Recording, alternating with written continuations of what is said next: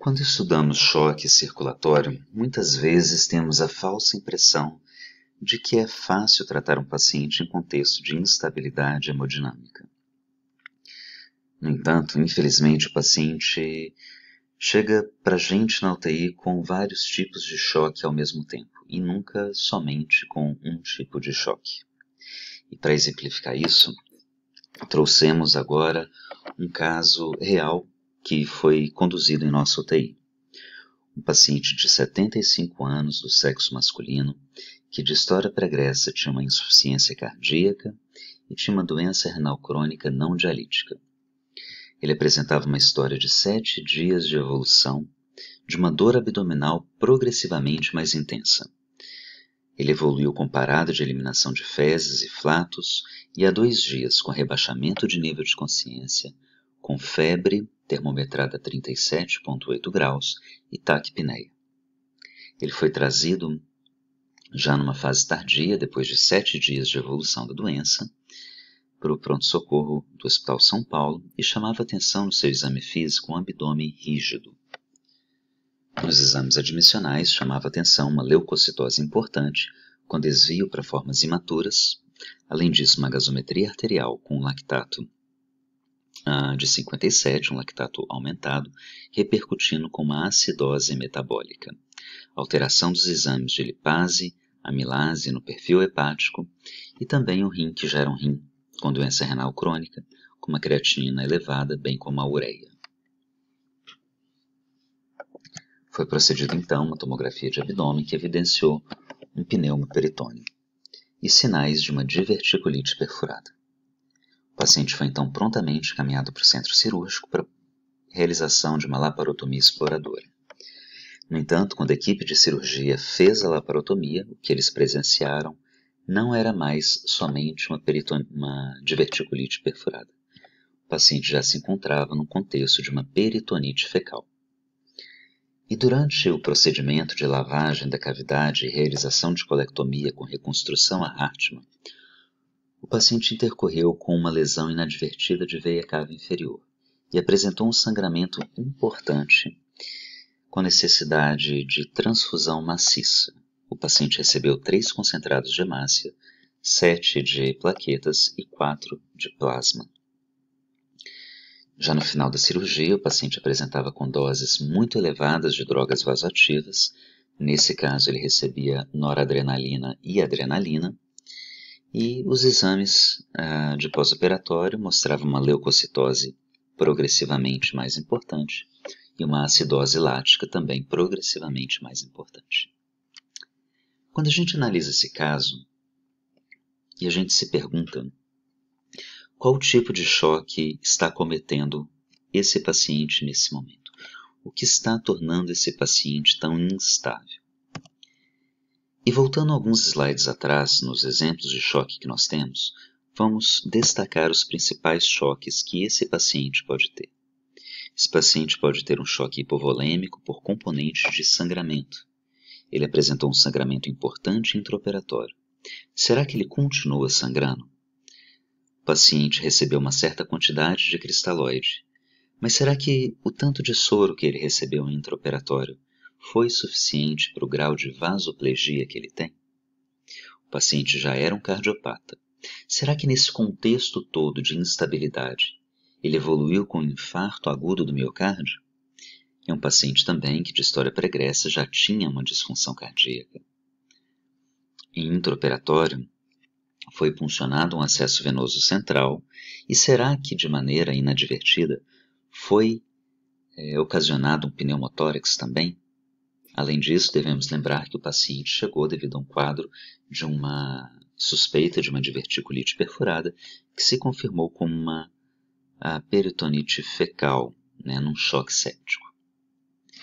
Então, se eu tenho tantos componentes que justificam o choque circulatório do meu paciente, como eu vou conduzir o caso dele? Essa pergunta de fato não é simples de responder, tá? E o escopo dessa aula não é que a gente observe cada componente da macrohemodinâmica do paciente, mas apenas ilustrar que existe um racional, assim como nós utilizamos um racional por sistemas no ambulatório de clínica médica para fazer anamnese, no choque também existe uma espécie de anamnese do choque, que a gente passa por todos os componentes macrohemodinâmicos do paciente e a gente procura abordar cada um deles, como é mostrado nesse algoritmo daqui. Se o problema do nosso paciente é um desequilíbrio entre a oferta de oxigênio e o consumo de oxigênio, eu devo reduzir o meu consumo de oxigênio e aumentar a minha oferta. Para reduzir o consumo, basta eu proceder a uma sedação e intubação do paciente. E para aumentarmos a oferta de oxigênio, existem vários pontos que nós podemos atuar em prol da melhor hemodinâmica dele. O DO2 nada mais é do que o tanto de sangue que é bombeado pelo coração do paciente, que nós chamamos de débito cardíaco, vezes o tanto de oxigênio que existe nesse sangue bombeado, que nós chamamos de conteúdo arterial de oxigênio.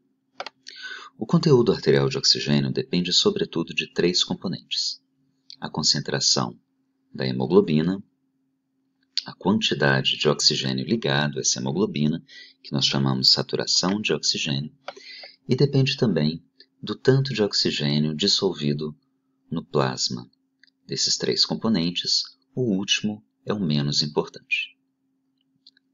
Em relação ao débito cardíaco, ele nada mais é do que um produto do volume sistólico vezes a frequência cardíaca.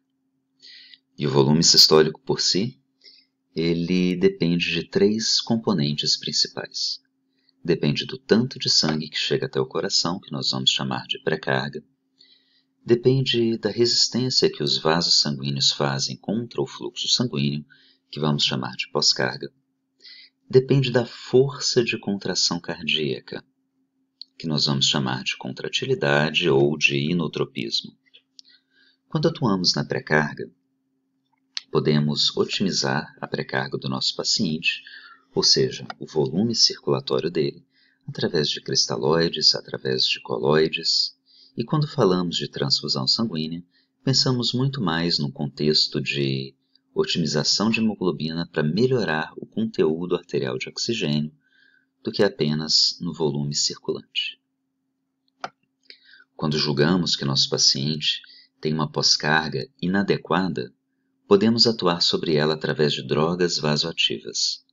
Se o paciente tem uma pressão arterial inadequadamente baixa, como num contexto de sepse, podemos utilizar vasopressores como a noradrenalina e como a vasopressina. Se o nosso paciente apresenta uma pressão arterial inadequadamente alta, como nos casos de insuficiência cardíaca com aumento de pós-carga, podemos utilizar os famosos vasodilatadores tituláveis e os principais exemplos são o nitroprussiato e a nitroglicerina. E por fim, se avaliarmos que a contratilidade miocárdica está inadequada, está baixa, podemos otimizar a contratilidade miocárdica através de drogas que são consideradas inotrópicas positivas, como é o caso da dobutamina, ou como é o caso da adrenalina em infusão contínua. Se nosso paciente for admitido no contexto de uma arritmia cardíaca, cujo nosso problema é focado na frequência cardíaca, podemos atuar numa taquicardia através de uma cardioversão elétrica ou química. Se for uma bradicardia, podemos atuar com a administração de atropina ou a implantação de marcapasso temporário, quer ele seja transcutâneo ou transvenoso. E por fim, se considerarmos que nosso paciente tem um aporte de oxigênio inadequado, podemos otimizar a oxigenação, aumentando o aporte de oxigênio do paciente através da fração inspiratória de oxigênio. Como nós fazemos essa avaliação de pré-carga, pós-carga e contratilidade, é um assunto um pouco mais avançado que nós esperamos ter a honra de ensinar para todos vocês quando vocês passarem em nossa UTI no 6º ano, tá bem? Aqui nós temos uma representação sobre a relação da oferta de oxigênio que está aqui na parte horizontal do gráfico e o meu consumo de oxigênio, que está aqui no meu eixo vertical. Esse gráfico será interpretado da direita para a esquerda.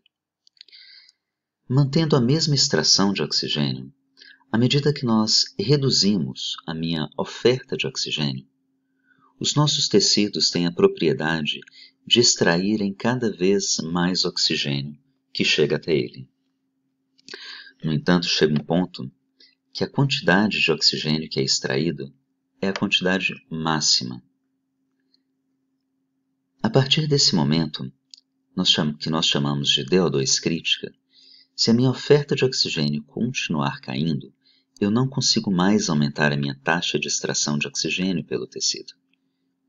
Nesse momento, a respiração aeróbia se torna prejudicada e, portanto, deveremos aumentar. O organismo procura formas alternativas de produção de energia e o que acontece é o processo de respiração anaeróbia, de modo que acontece um aumento progressivo da concentração sérica de lactato.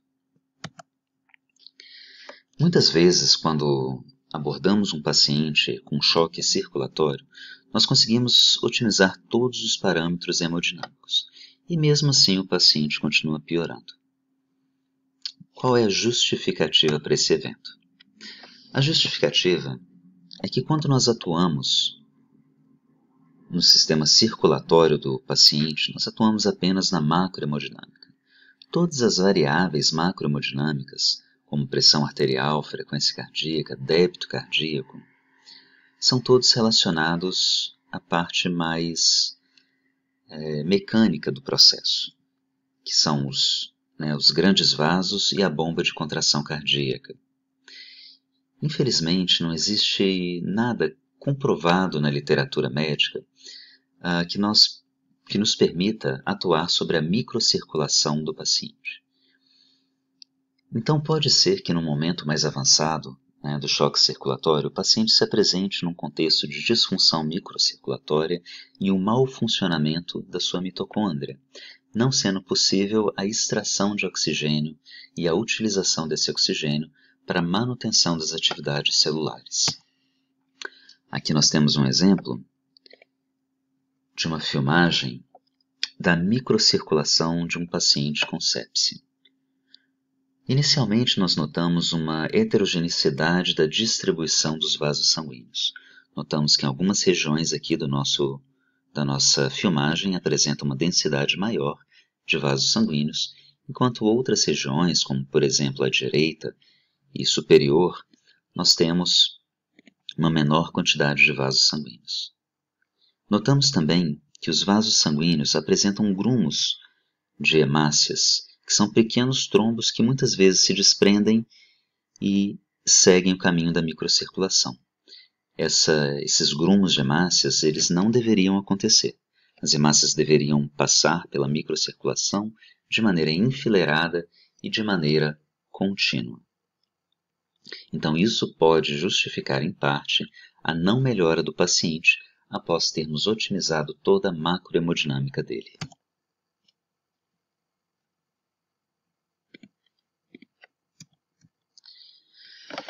Então, resumindo, o choque é uma condição clínica muito comum em contexto de unidade de terapia intensiva, sobretudo o choque séptico. Na prática clínica, a abordagem que nós fazemos é apenas macrohemodinâmica. Interessante lembrar que nós devemos sempre fazer uma avaliação da pré-carga do paciente, da pós-carga e de sua contratilidade, mas que a contextualização do choque através da história clínica, do exame físico do paciente, dos exames laboratoriais, já nos permitem ter uma boa ideia de como manejar o seu estado de instabilidade. E, finalmente, lembrar que quando a gente está tratando de um quadro de choque, é muito importante termos um diagnóstico precoce e um tratamento também precoce antes que as disfunções orgânicas se instalem e que nosso paciente evolua com contexto de disfunção orgânica múltipla. Muito obrigado a todos e até a próxima.